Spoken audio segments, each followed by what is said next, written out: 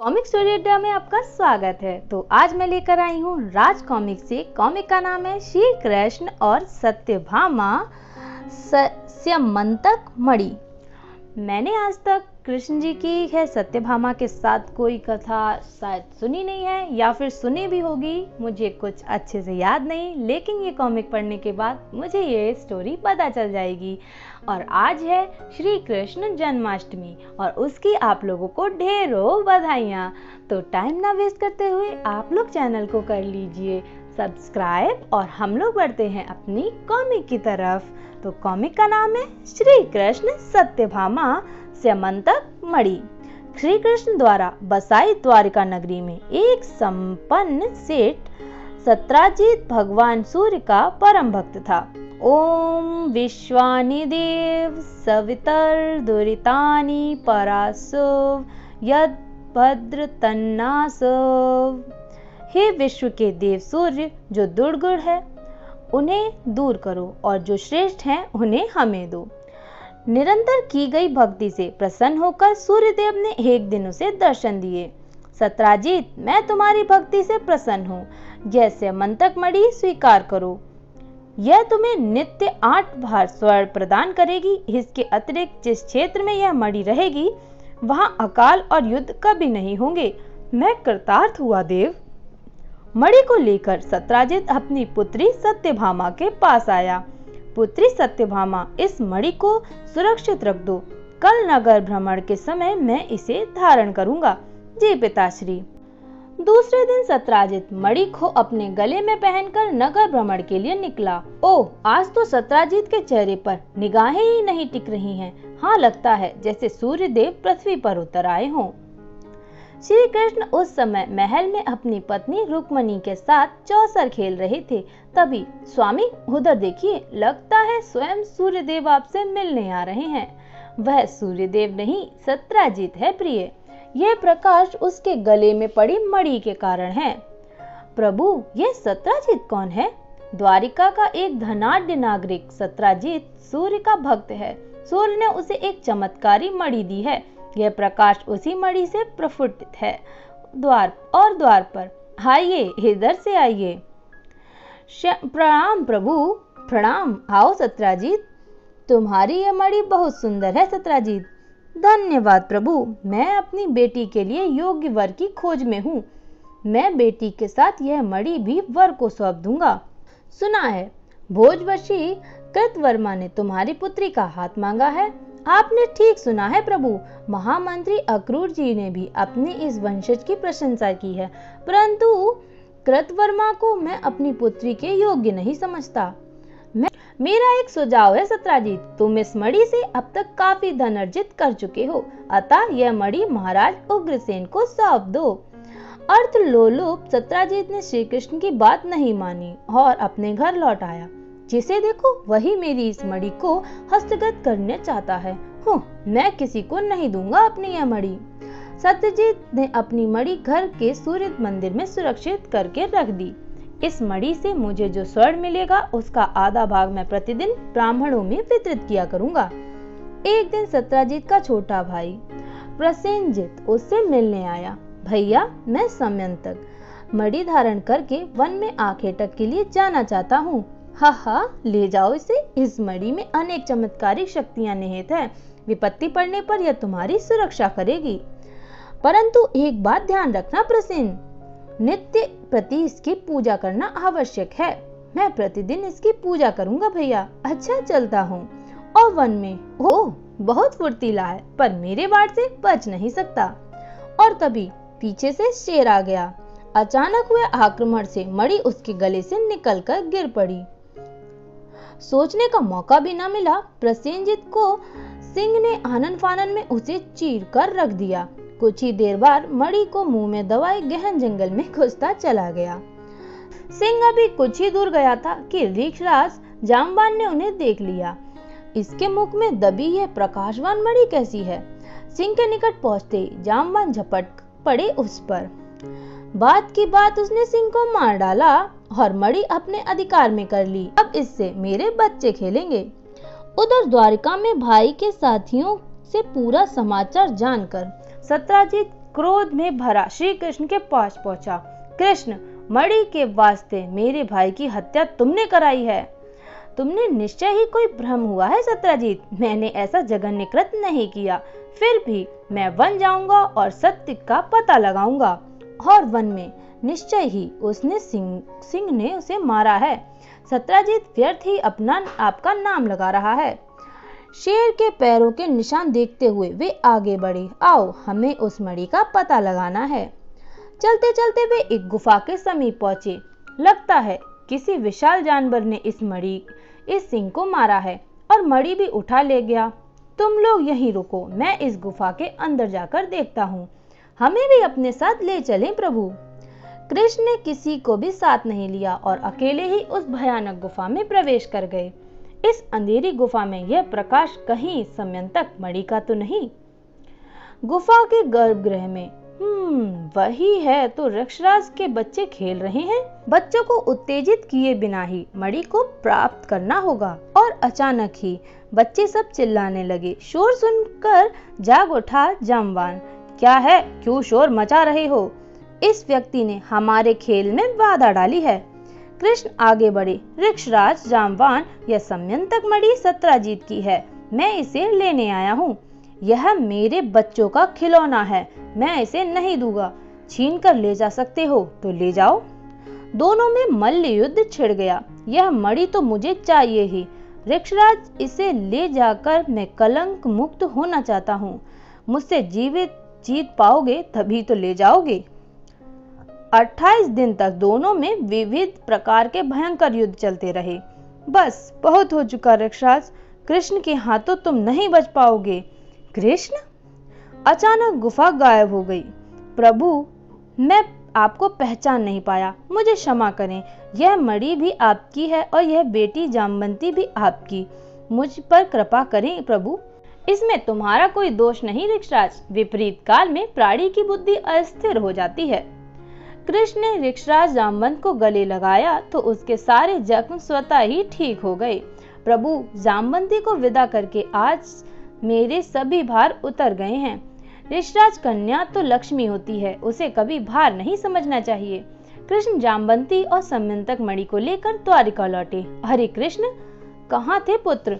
हम तो चिंतित हो उठे। आपके लिए बहू लेने गया था नाना श्री। यह जाम्बवंती है माते, ऋषराज जाम्बवान की पुत्री। देवकी ने परंपरागत रूप से वधू और वर का स्वागत किया। घर में प्रवेश करो पुत्री, तुम्हारा स्वागत है। अगले दिन कृष्ण ने राजसभा में सत्यजीत को बुलाया।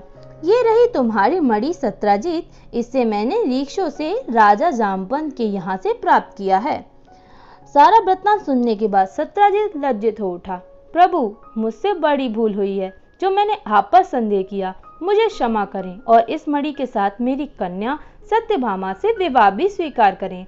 नहीं सत्यजीत, मणि तुम अपने पास ही रखो और विवाह करने की मेरी किंचित भी इच्छा नहीं है। परंतु परिजनों के आग्रह के आगे कृष्ण की एक नहीं चली और उन्होंने सत्यभामा से विवाह रचाना पड़ा। विवाह उपरांत यह मणि मैं अपने पास नहीं रखूंगा सत्यजीत, यह सूर्य भक्त के पास ही रहनी चाहिए। जैसी आपकी इच्छा प्रभु। इधर भोजवंशी कृतवर्मा अपने वैभवशाली विलास भवन में अपने ताश्री अक्रूर से एक गुप्त मंत्रणा में व्यस्त था। ताश्री, सत्यभामा से विवाह करके कृष्ण ने मेरी भावनाओं को कुचल कर रख दिया है। मैं इसका बदला अवश्य लूंगा। समय बड़ा बलवान है वत्स। सत्यभामा न सही पर समयंतक मणि फिर से सत्यजीत के पास पहुंच गई है। वो कैसे ताश्री? कृष्ण स्वयं देकर आए हैं। वह आज हस्तिनापुर जा रहे हैं। हस्तिनापुर? वो किस लिए? क्या कौरव पांडवों में फिर कोई झगड़ा हुआ है? झगड़ा तो अब खत्म हो गया है वत्स। संदेह आया है कि कुंती और उसके 5 पुत्र लक्षागृह में जलकर मारे गए हैं। नहीं, यह सत्य नहीं हो सकता। मुझे इसमें कौरव की किसी कूटनीति की गंध आ रही है। तुम उस गंध को सूंघना बंद करो वत्स। उस अवसर की गंध की सूंघो जो तुम्हारे सामने खड़ी है। कैसा अवसर ताश्री? देखो, कृष्ण हस्तिनापुर जा रहे हैं, जल्दी लौटेंगे भी नहीं। ऐसे में तुम शतधन्वा की मदद से समयंतक मणि प्राप्त कर सकते हो। अवसर तो अच्छा है ताश्री, शतधनवा तो मेरी मुट्ठी में है। मणि प्राप्त करते ही हम शतधनवा को द्वारका से कहीं दूर भगा देंगे। शतधनवा अत्यधिक क्रूर और पापी था। ये लो शतधनवा, यह सहस्त्र स्वर्ण मुद्राएं तुम्हारी हैं। मुझे हर हाल में वह मणि चाहिए। समझ लो यह मणि तुम्हें मिल गई कृतवर्मा। उसी रात सत्यजीत के घर पर। कौन? शतधनवा तुम? हाँ, मैं यह मणि लेने आया हूँ और यह आज से मेरी है। सत्यभामा को पिता की मृत्यु का समाचार मिला तो वह पछाड़ खाकर गिर पड़ी। हाँ पिताश्री, साहस से काम लो पुत्री। समय तक मणि गायब है। लगता है मणि के लिए ही सेठ की हत्या की गई है। संभवतः यही बात है, पर यह जघन्य कार्य किसने किया होगा? सत्यभामा की इच्छा पर सेठ सत्यजीत के शव को तेल के पात्र में रखवा दिया गया। पिताश्री, मैं दाऊ के साथ हस्तिनापुर जा रही हूँ, तब तक शव सुरक्षित रहना चाहिए। तुम चिंता मत करो पुत्री, पर शीघ्र लौटना। द्वारका में घटित घटना का समाचार पाते ही कृष्ण वापस लौट पड़े। यह किसका कार्य हो सकता है दाऊ? कुछ कहा नहीं जा सकता कृष्ण। श्री कृष्ण के वापस लौटने पर संदेश पाते ही शतधनवा घबराकर कृतवर्मा के पास पहुंचा। अब मैं क्या करूं कृतवर्मा? कृष्ण को आते ही पता चल जाएगा कि यह कार्य मेरा है। कृष्ण से बैर तो मैं भी नहीं ले सकता शतधनवा। अच्छा यही है कि तुम ताश्री अक्रूर के पास चले जाओ, वे कोई मार्ग निकालेंगे। वह मणि भी उनके पास ही है। ठीक है, मैं उन्हीं के पास जाता हूँ। अगर उन्होंने मेरी सहायता नहीं की तो मैं कृष्ण को बता दूंगा कि यह कार्य तुम्हारा है। शतधनवा की धमकी सुन क्रोधित हो उठा कृतवर्मा। नीच कुलद्रोही, तेरा इतना साहस, तू मेरा नाम लेगा? नहीं स्वामी, मुझे क्षमा कर दो, मैं किसी का नाम नहीं लूंगा। और इसी पल यहाँ से निकल जाओ और फिर से भूल कर भी आने की हिम्मत मत करना। शतधनवा अक्रूर के पास पहुंचा।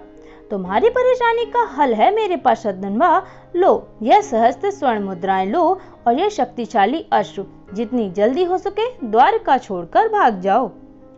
श्री कृष्ण का रथ जैसे ही द्वारका के निकट पहुंचा, दाऊ तनिक उधर तो देखो, यह शतधनवा इतनी तेजी से कहाँ भागे जा रहा है? कृष्ण कहीं इस पापी ने ही तो सत्यजीत का वध नहीं किया? इससे पूछो दाऊ, पूछने में कोई हानि नहीं। तत्काल कृष्ण ने रथ को शतधनवा के पीछे दौड़ाया। शतधनवा सुनो, रुक जाओ।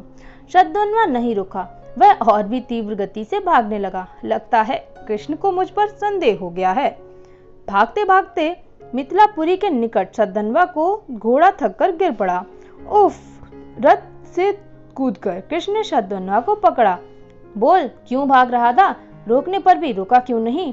नहीं, मुझे मत मारो, मणि मेरे पास नहीं है। फिर किसके पास है? मुझे नहीं मालूम, ढूंढना है तो द्वारिका में जाकर ढूंढो। एकाएक शतधनवा अपनी बाँस उड़ाकर भागा। तभी कृष्ण ने उस पर सुदर्शन चला दिया और उसका गला धड़ से अलग कर दिया। और कुछ ही पल बाद, दाऊ मैंने इसे व्यर्थ में मारा। समयंतक मणि इसके पास नहीं है। चलो फिर द्वारका में ही पता चलेगा। इसके इस तरह भयभीत होकर भागने से यही संदेह होता है कि पिताश्री का वध इसी दुष्ट ने किया होगा।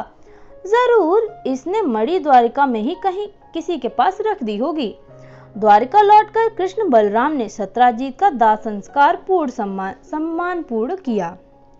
शतधनवा के मारे जाने पर समाचार पाकर कृतवर्मा और अक्रूर द्वारका छोड़कर बाहर निकले। वत्स, जितनी जल्दी हम द्वारिका से दूर निकल जाएंगे उतना ही अच्छा है।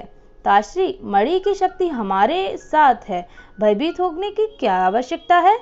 समयंतक मणि के द्वारिका से बाहर जाते ही द्वारिका दैविक भौतिक अनेक प्रकार के कष्टों से घिर गई। लोग त्राही त्राही करने लगे। हे द्वारकाधीश, हमें बचाइए। नित्यपति अपनी आंखों के सामने अपने लालों को मरते हम नहीं देख सकते। प्रभु, किस ऐसी महामारी हमसे नहीं देखी जा रही। और सभी लोग भयभीत होने लगे।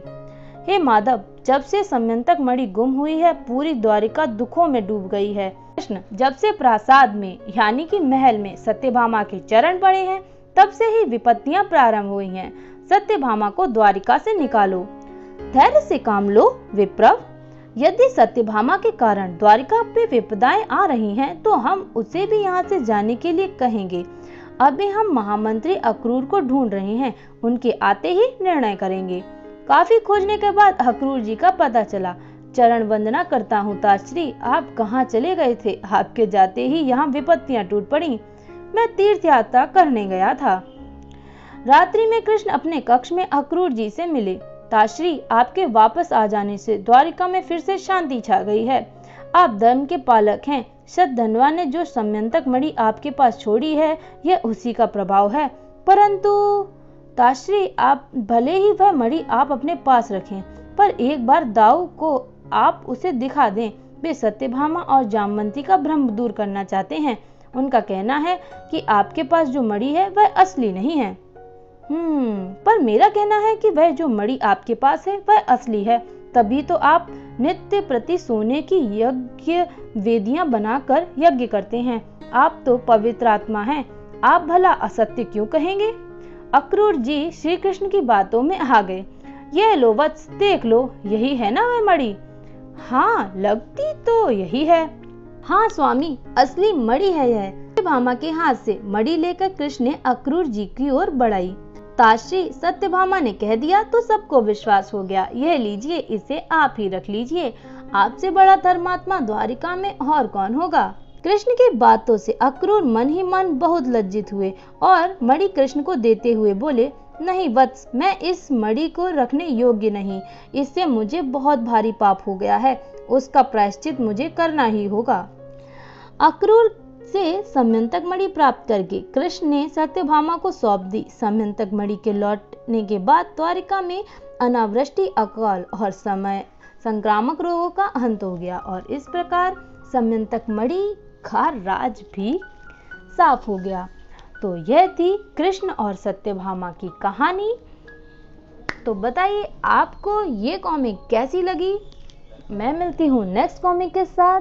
तब तक के लिए आप लोग चैनल को सब्सक्राइब करना बिल्कुल भी ना भूलिए और कृष्ण जन्माष्टमी को मन से और खुशी खुशी मनाइए और कॉमिक में हुई छोटी मोटी गलतियों के लिए मुझे माफ़ करें। Thank you.